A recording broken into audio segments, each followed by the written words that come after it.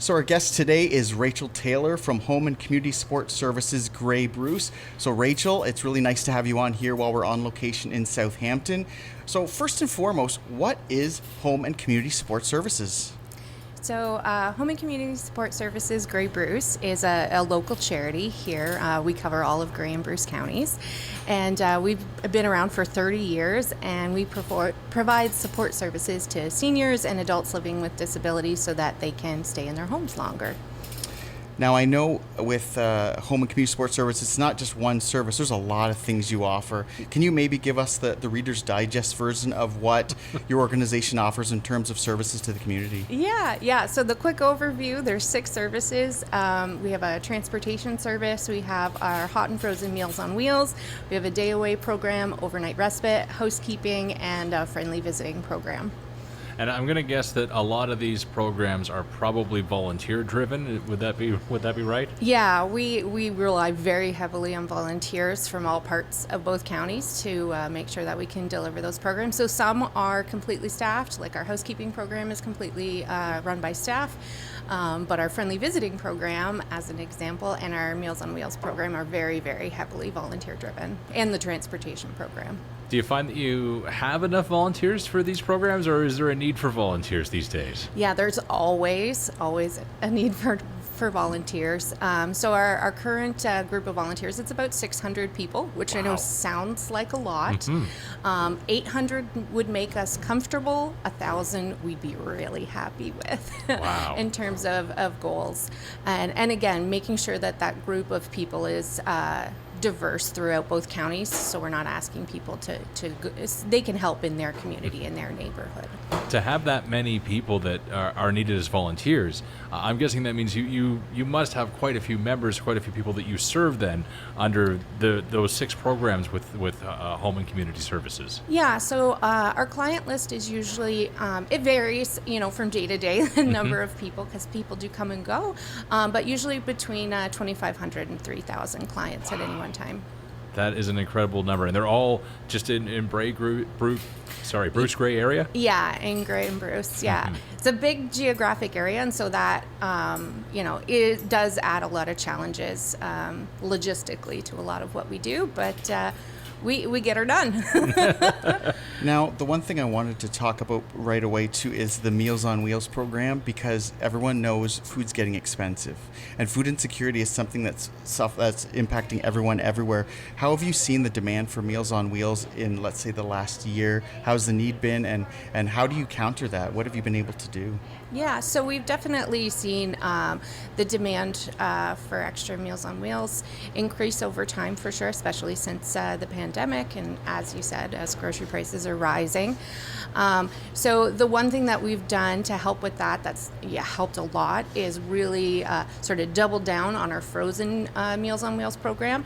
It doesn't take as much volunteer resources to keep that going, and just in the last, I guess, year and a half, we partnered up with the Lighthouse here in Southampton, and they are the ones that make all of our frozen meals for us, which is fantastic. And when we first started with the frozen meal program, it was a once a month where clients could call in and place their orders and get their meals delivered. But then we were finding a lot of people didn't have the freezer space for a month worth of meals. So now we do the deliveries to those folks every 2 weeks. And the price point, so price point for our hot meal program, it varies depending on where you live in the 2 counties, depending on who our restaurant partner is in that community. But the frozen meal program, it's great because it has consistent pricing all across the board. And so it's less than $6 for an entree. The menu that the Lighthouse has put together is so fantastic. It's got over 30 different entree options for people to pick from. There's certain meals that can suit different dietary requirements. So if somebody's diabetic or needs low sodium, things like that, there's vegetarian options on there as well. So there is options when it comes to the entree. There's even breakfast option on there, a couple, which is great because everybody knows how great the breakfast is at the Lighthouse. And then there's also soups and sides and desserts. So you just make sure, you got your sweet tooth satisfied as well. And I wanted to mention quickly because you have that program, but I heard you also have a program for people that can't afford it, that donations can be accepted to offer meals at no cost or lower cost, or? Yeah, so the majority of our programs all do have a small service fee to them, Meals on Wheels included, but we work really hard at our fundraising, and the fundraising dollars help to make sure that if there are folks that are struggling financially with those fees, then we can provide subsidy to those folks. And so, yeah, we're always accepting donations, and those are either going to things that we need in program that we don't get government funding for, or for helping those that have been approved for a subsidy. Is there anything else that we should know about any services that are offered, any upcoming events, upcoming fundraisers for home and community health services? Yeah. Well, we're excited. We're going to be doing our Cozy Christmas campaign again this year. So we did that for the first time last year. We partnered with the Roxy Theater over in Owen Sound. And basically what it is, actually just yesterday, all of our about 3,000 clients were sent invitations to say, hey, would you like to receive the free Cozy Christmas experience this year? And so what it includes is they get a virtual ticket to a holiday performance from the Roxy. It's this great play called The Christmas Tree. It's very sweet.